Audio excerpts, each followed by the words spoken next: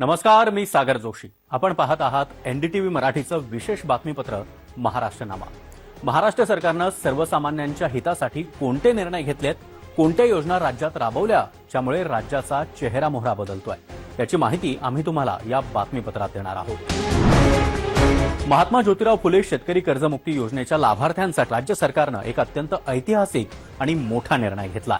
या योजनेअंतर्गत पूर्वी असलेली 50,000 रुपयांच्या लाभाची अट आता पूर्णपणे काढून टाकण्यात आली आहे. पात्र शेतकरी बांधवांना आता थेट 2 लाख रुपयांपर्यंत कर्जमाफी दिली जाईल, अशी अधिकृत घोषणा मुख्यमंत्री देवेंद्र फडणवीस यांनी सभागृहात केली आहे. आतापर्यंतच्या योजनांमधली सगळ्यात मोठी योजना ही यावेळची कर्जमाफीची योजना आहे. हे जे महात्मा फुले कर्जमाफी योजनेतले जे लोक होते, ज्यांना 50,000 रुपयापर्यंत आपण म्हटलं होतं, त्यांनाही 2 लाखापर्यंत कर्जमाफी झाली. शासनाच्या या महत्वपूर्ण निर्णयामुळे राज्यातील लाखो थकबाकीदार आणि आर्थिक संकटात सापडलेल्या बळीराजाला खूप मोठा आर्थिक दिलासा मिळणार आहे. या योजनेची तांत्रिक प्रक्रिया पूर्णपणे पारदर्शक आणि ऑनलाईन पद्धतीनं राबवली जात असून सुधारित कर्जमाफीचा हा लाभ थेट पात्र शेतकऱ्यांच्या बँक कर्ज खात्यात जमा होणार आहे.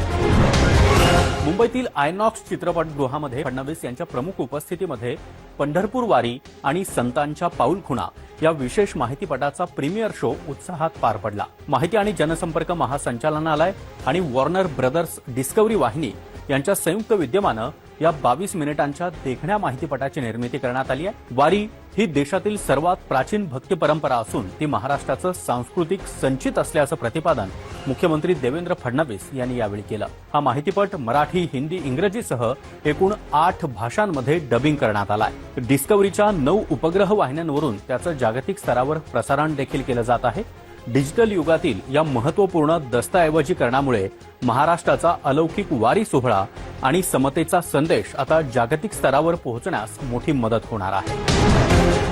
मुख्यमंत्री देवेंद्र फडणवीस यांच्या अध्यक्षतेखाली महाराष्ट्र कर्नाटक सीमा प्रश्नाबाबत उच्चाधिकार समितीची महत्वपूर्ण बैठक पार पडली आहे. सीमा भागातील मराठी बांधवांच्या न्याय हक्कांसाठी आणि संरक्षणासाठी महाराष्ट्र सरकार सर्वतोपरी लढा सुरूच ठेवेल, अशी ग्वाही मुख्यमंत्री फडणवीस यांनी यावेळी दिली आहे. या बैठकीला ज्येष्ठ नेते खासदार शरद पवार हे देखील प्रामुख्याने उपस्थित होते. सर्वोच्च न्यायालयातील सीमा प्रश्नाची सुनावणी लवकर सुरू व्हावी यासाठी राज्य सरकारतर्फे आवश्यक अर्ज दाखल करून वरिष्ठ कायदेतज्ञांची नियुक्ती केली जाणार आहे. तसंच कर्नाटकमध्ये मराठी बांधवांवर दाखल झालेल्या खटल्यांसाठी लागणारा संपूर्ण खर्च महाराष्ट्र सरकार उचलणार असून त्यांना सक्षम कायदेशीर मदत दिली जाईल. या बैठकीला उपमुख्यमंत्री एकनाथ शिंदे, उपमुख्यमंत्री सुनेत्रा अजित पवार आणि इतर वरिष्ठ लोकप्रतिनिधी देखील उपस्थित होते. नवी दिल्ली इथं केंद्रीय गृहमंत्री अमित शहा यांच्या अध्यक्षतेखाली आणि केंद्रीय जलशक्ती मंत्री CR पाटील यांच्या प्रमुख उपस्थितीमध्ये नर्मदा प्रकल्पाबाबत 4 राज्यांची उच्चस्तरीय बैठक पार पडली. या महत्वपूर्ण बैठकीमध्ये गेल्या 20 वर्षांपासून प्रलंबित असलेला प्रश्न अखेर सुटलाय. महाराष्ट्राला 10 TMC पाणी मिळण्याचा मार्ग मोकळा झाल्याची माहिती मुख्यमंत्री देवेंद्र फडणवीस यांनी दिली आहे. महाराष्ट्राच्या हिश्श्याच्या 5 TMC पाणी उकाई धरणामधून उचलण्याबाबत गुजरात सरकारनं अनुकूलता दर्शवली आहे. उर्वरित 5 TMC पाणी नर्मदा तापी डायव्हर्जन स्कीम मधून मिळणार आहे. या पाण्याचा उत्तर महाराष्ट्रातील जिल्ह्यांना मोठा लाभ होणार आहे. मुंबईतील विधान भवन इथं उपमुख्यमंत्री सुनेत्रा अजित पवार यांच्या अध्यक्षतेखाली नाशिक जिल्ह्यातील सिन्नर MIDCच्या विविध विकास कामांचा आणि प्रलंबित बाबींचा सविस्तर आढावा घेण्यात आला.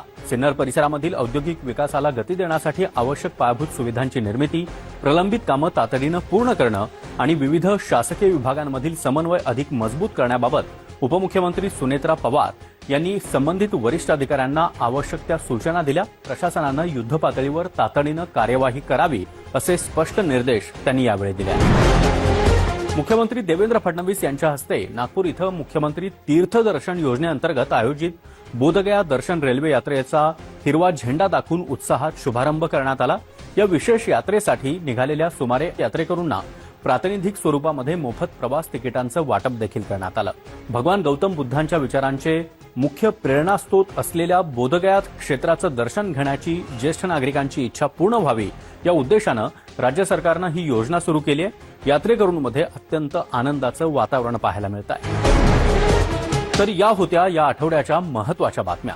पुन्हा भेटूया पुढच्या आठवड्यात. नमस्कार.